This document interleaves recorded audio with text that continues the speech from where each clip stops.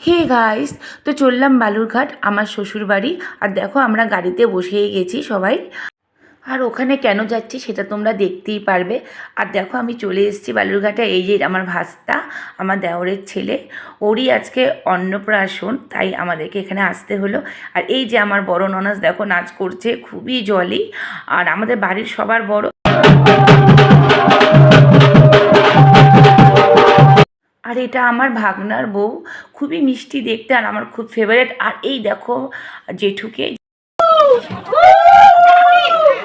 ভাস্তাকে নিয়ে চললাম মন্দিরে মুখে প্রসাদ দিতে। আর শুধু আমি নয়, দেখো আমরা সবাই মিলেই গিয়েছিলাম আর খুবই আনন্দ করেছিলাম।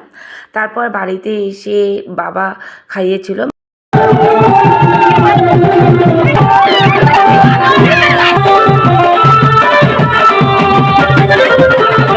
যাই হোক, দিনটা খুবই আনন্দ ছিল। টাটা।